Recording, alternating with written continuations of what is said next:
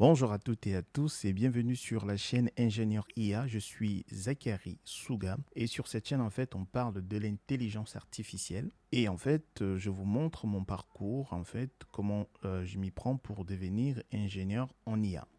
Donc je vais un tout petit peu agrandir pour que vous puissiez lire. Donc pour le moment, donc sur la chaîne en fait vous avez une playlist sur Python. Donc on va apprendre le langage Python. J'agrandis à nouveau. Donc, le parcours, c'est on fait du Python.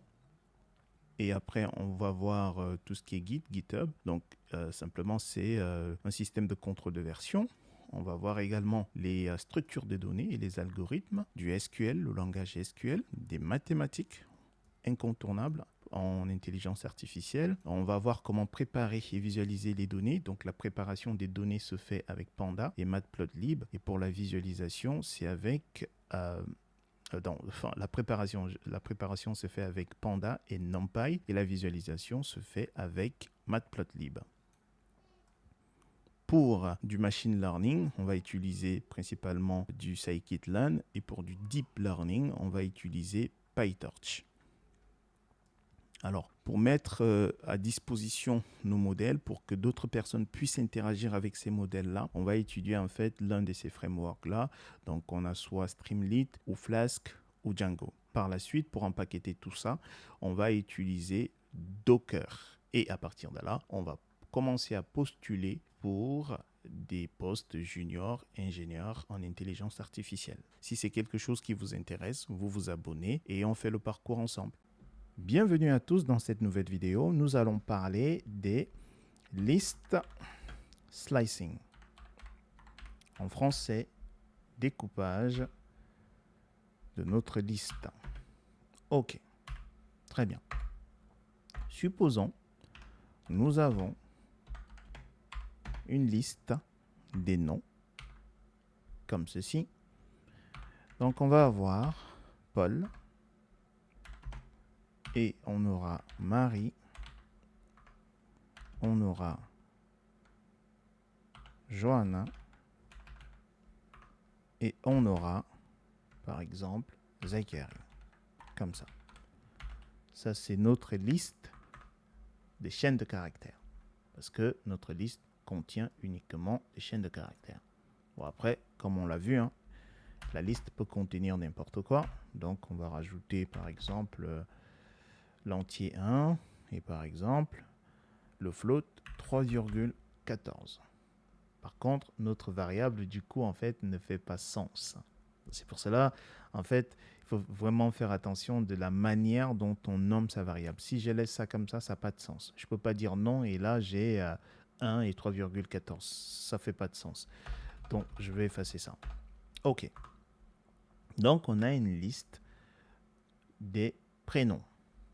Donc, ma variable, en fait, si je laisse nom, ok, c'est un peu parlant, mais si on veut vraiment être puriste, on va mettre prénom.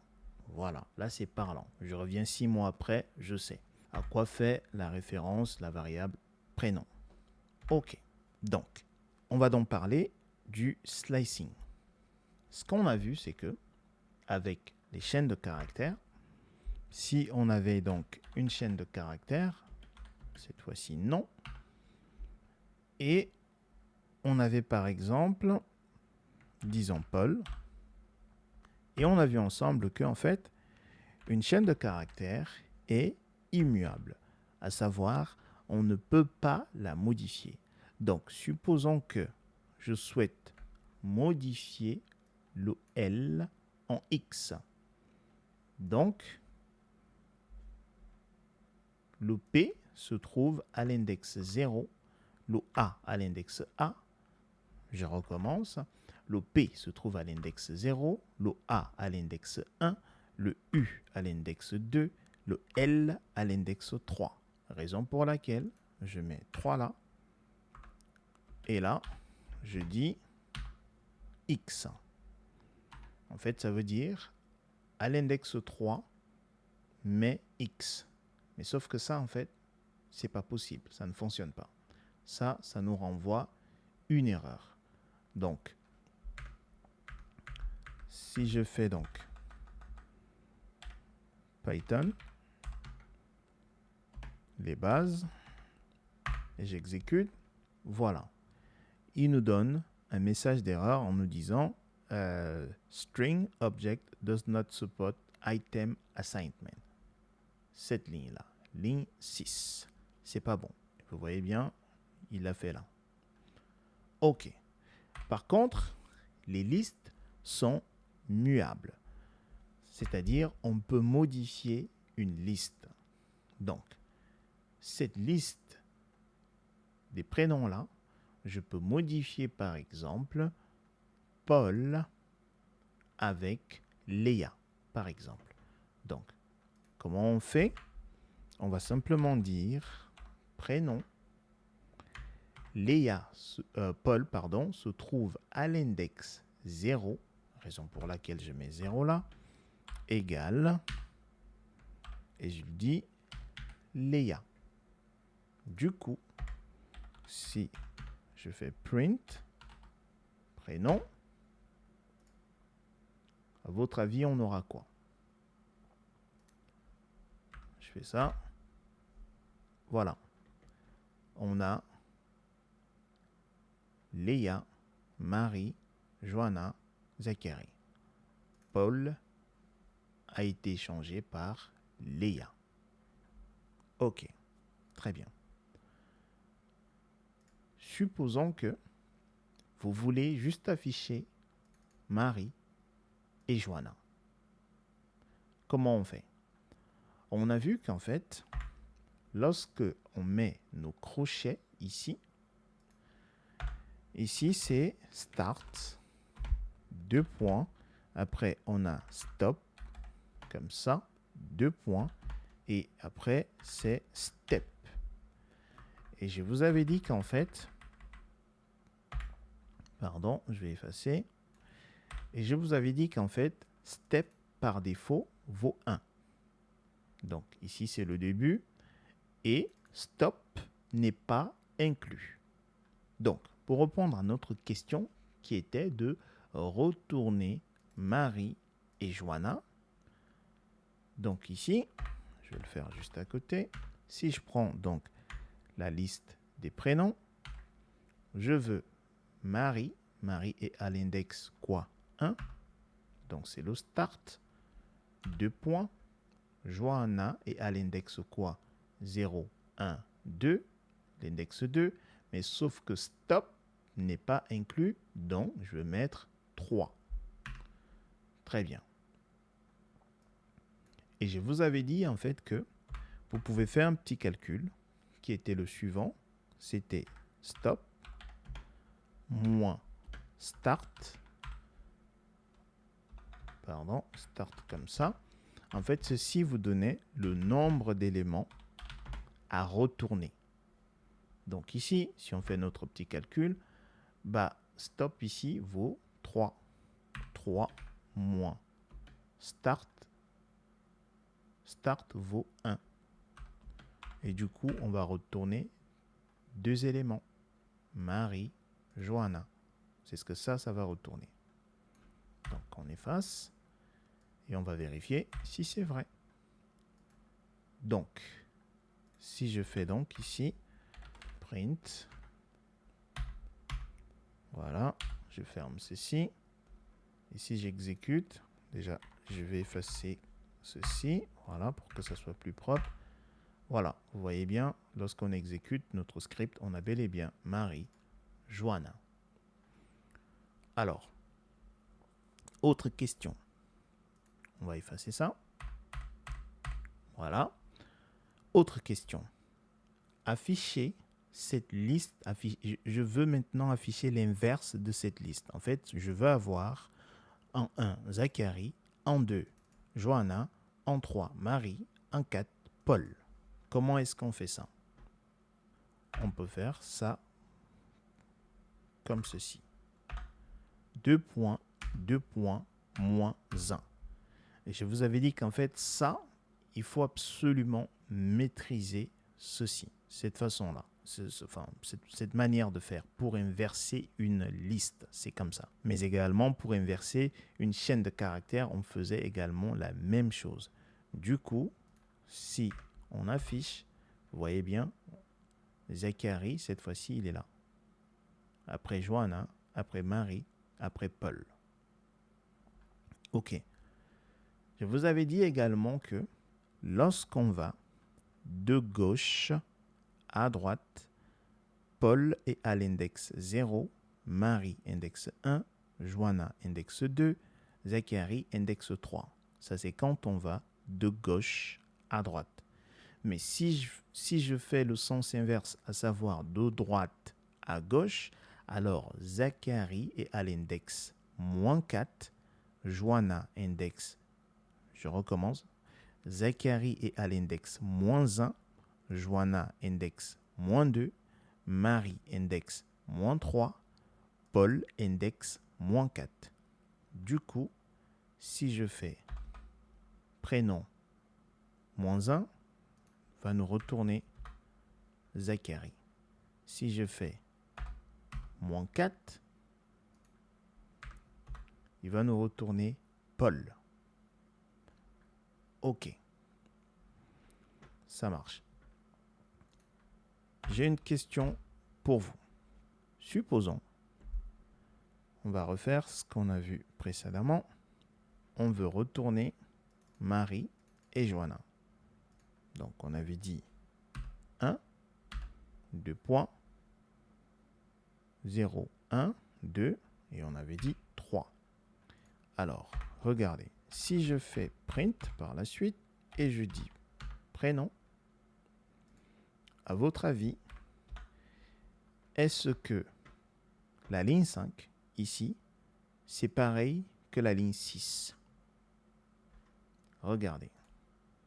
Vous allez voir quelque chose. Ici, on sait déjà que la ligne 5 va nous retourner Marie, Johanna. Mais la ligne 6 va nous retourner ceci. Notre... Ah, pardon. Voilà, vous voyez. Ligne 5, on a Marie, Johanna. Ligne 6, on a Paul, Marie, Johanna, Zacharie. Mais alors, voici une question. Qu'est-ce qui se passe lorsqu'on fait ceci?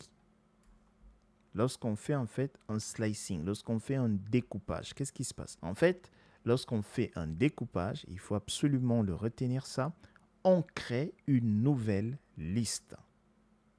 Et la nouvelle liste qu'on crée ici en fait en mémoire est stockée dans un emplacement en mémoire différent de cette liste-là. Je répète, à chaque fois qu'on fait du découpage ou du slicing, si vous voulez, on crée une nouvelle liste. Très bien.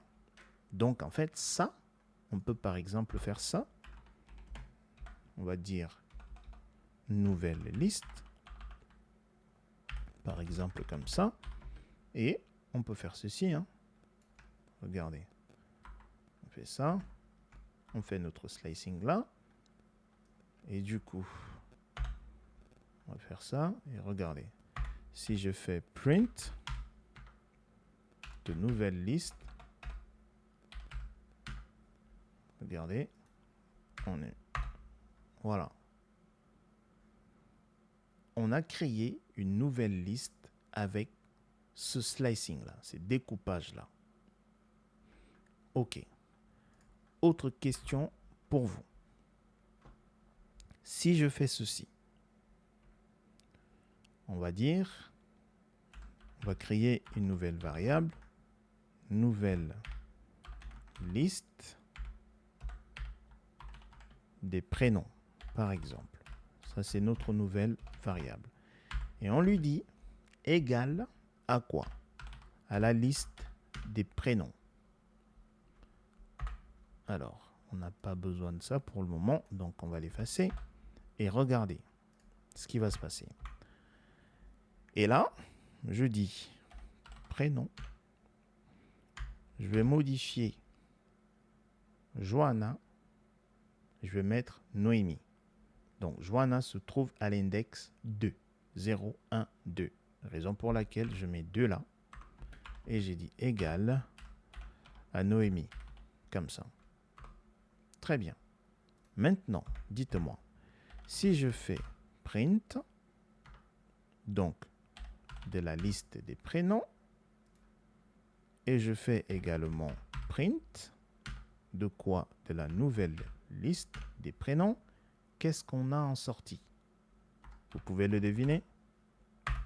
Regardez. Si on exécute, bizarre. Cette liste-là, ligne 10, nous a donné le même résultat que la ligne 11, que la nouvelle liste des prénoms. Mais la question qu'on peut se poser, c'est, ici, on a modifié quoi? On a modifié la liste prénom et non la nouvelle liste. Donc, pourquoi en fait, la nouvelle liste nous donne le même résultat que la liste prénom? Voici la raison. Lorsqu'on a fait ceci, en fait, la nouvelle liste de prénoms se retrouve en fait à la même mémoire que la liste prénom. Du coup, si je modifie la liste prénom, je modifie également de facto cette liste-là. Et vice-versa. Si je modifie cette liste, la liste de prénoms sera également modifiée. On peut le tester, hein? Regardez. Donc, on a donc changé Johanna par Noémie. Et on va faire quelque chose. On va dire nouvelle liste. Nouvelle liste de prénoms. Regardez. On va changer Zachary par Axel. Donc, Zachary, -1. Et je lui dis, tu changes Zachary en Axel. Et regardez si on affiche. Là, je viens de travailler sur la nouvelle liste et non la liste prénom. Si on exécute, regardez. Axel, ici. Zachary a été modifié. C'est comme je vous le dis donc, quand on fait ça, ces deux-là se trouvent dans un même emplacement. Si vous modifiez l'un, vous modifiez l'autre automatiquement. Maintenant, voici la question. Comment peut-on faire pour faire une copie d'une liste? De manière à ce que si je change une des deux listes, je n'affecte pas l'autre liste. OK. On va le faire ici. Donc pour cela, on va créer une nouvelle variable. On va dire copy liste. Et donc, je lui dis, prénom. Regardez comment est-ce qu'on fait une copie. 2 points, crochet, 2 points. Et si je fais, du coup, si j'imprime, regardez, copy list. Donc ici, on peut faire le ménage. On va faire clear. Voilà. Si on exécute, pour le moment, regardez, les deux listes sont identiques. OK. Parce que, pour le moment, on n'a pas encore fait du slicing. On vient simplement, avec cette ligne-là, de copier la liste de prénoms dans la liste copy list. OK. Maintenant, regardez, on va modifier prénom et vous allez voir qu'en fait, copy list ne sera pas impacté. Pardon. Donc, si je dis, je veux changer Marie et je veux mettre Yves. Comment je fais ça? J'ai dit prénom. Marie se trouve à l'index 1. Et donc, je dis, ça devient Yves. OK, regardez. Je viens de travailler sur la liste prénom et non la liste copy list. Et si maintenant, je fais ceci, regardez. J'ai modifié bel et bien la liste prénom. J'ai changé Marie en Yves. C'est là. Copy list est resté identique comme à son origine. Donc, juste pour simplement marteler en fait ceci, nouvelle liste. Si on fait comme ça, prénom, la différence entre la ligne 5, c'est que ici, on crée une copie. Et cette liste-là a un emplacement spécifique en mémoire qui est différent de l'emplacement en mémoire de la liste prénom. Par contre, ici, ligne 6, nouvelle liste a le même emplacement en mémoire que prénom. Du coup, que la liste prénom, pardon, si je modifie la liste prénom, ici, ligne 6, je modifie également la liste nouvelle liste. Par contre, ligne 5, j'ai fait une copie. Si je modifie la liste copie liste, je n'impacte pas la liste prénom. OK. Qu'est-ce qu'on a vu d'autre? On a vu qu'en fait, le step, le pas, par défaut, vaut 1. Donc, supposons, on a donc prénom et qu'on dit, hop, crochet, 2 points, 2 points, 2. Qu'est-ce qu'il va nous renvoyer? Alors, ça, c'est pareil que ceci. Regardez. Hop, prénom. En fait, lorsqu'on fait 2 points ici, start ici vaut 0. End ici vaut quoi? On sait que Paul, il a l'index 0, 1, 2, 3. Donc, end ici vaut 4. Donc ça, cette ligne-là, ligne 5, c'est pareil que ceci. Je fais donc,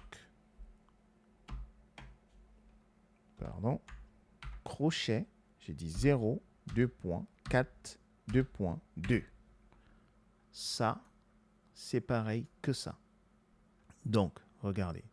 Si, hop, clear, vous voyez, ça nous retourne le même résultat. Alors, pourquoi Paul et Joanna?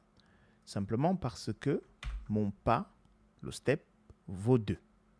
Donc, il va aller de 0, donc c'est Paul. Il va dire, OK, 0, pas de 2, 1, 2. Donc, il va d'abord afficher Paul. Après, il fait 1, 2, Joanna. Donc, après, par la suite, il fait 1. Bah, il n'y a pas de 2. Donc, il ne fait rien. Donc, il affiche Paul, Joanna. Voilà ce que je voulais partager avec vous dans cette vidéo. J'espère que j'ai été clair. Si tel n'est pas le cas, posez-moi les questions dans la section commentaires et je vous reviendrai. Portez-vous bien et je vous dis à la prochaine vidéo. Peace.